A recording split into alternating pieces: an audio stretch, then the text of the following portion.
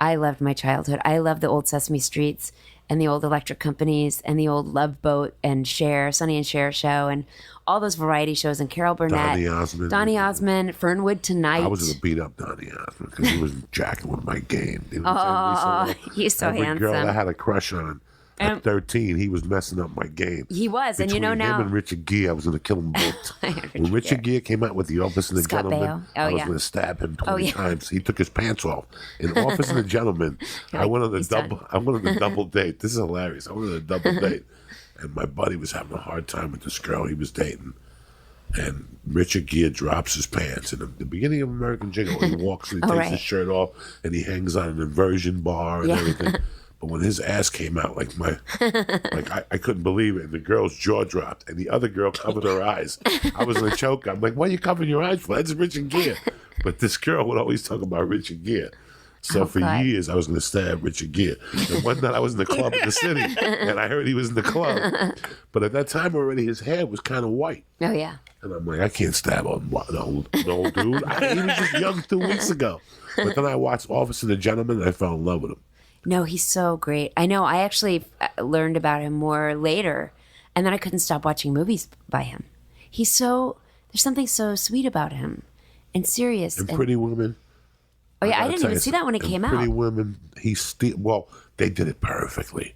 Whoever his agent was a fucking genius. Right. First they released that movie where he's just a piece of shit cop, bangs everybody's wife. He takes Andy Garcia and he steals his wife's underwear and then puts them in Andy Garcia's face. Oh, yeah. And tells him, how's your wife taste? I mean, he's just horrible.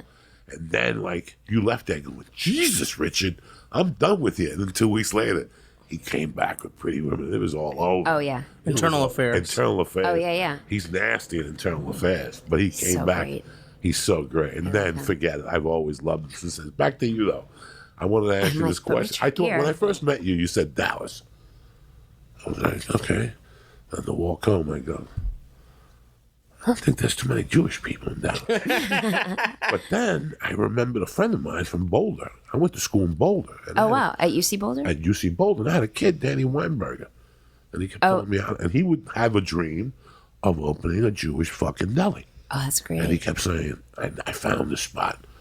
There's no Jews in Dallas. I go, dog, you don't want to start no problems in Texas. At that time, I wasn't doing stand-up. I was just 22. I just seen, heard Texas, that there's places after night, they stab you. So I'm like, dog, I don't think you're ready. But you know what? He went to Dallas, opened up Weinberger's. Oh. He had it for 15 years, cashed in, and said, he moved to some island. Oh, that's awesome. And he's out there counting schmeckles as we speak.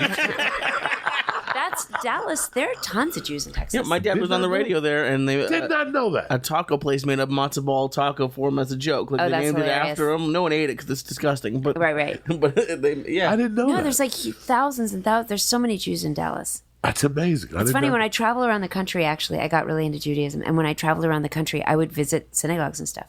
I visited a synagogue in Alaska. Wow. It was oh gosh, what's it called? My brain. It's oh my God, I can't believe I can't even think of the holiday. This is terrible. Talk about mom. What do you do for the holiday? You sit out in the shed out in the back. Oh, the Sukkot? Sukkot. Oh my God, I can't believe I just blanked on that. It was Sukkot, and it's the full moon. It's a harvest festival, and so there's a full moon, and so up in Alaska with a Sukkot, with this little sukkah, this little hut.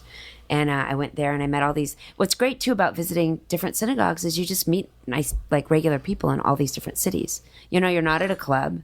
You're not at a radio station. No offense to radio stations, they're great too. But especially, it's just a nice group of people, a regular group of people. If it's 2 PM and you ain't high, go fuck yourself. Get out of my face. I want you around me like I want cancer in my ball sack. You know what I'm saying? You're gonna come around here looking at me with your fucking wide eyes, thinking that I'm gonna reform. Go fuck yourself. My morning starts at 5:30 a.m. Either you're there or you're square. You know what I'm saying?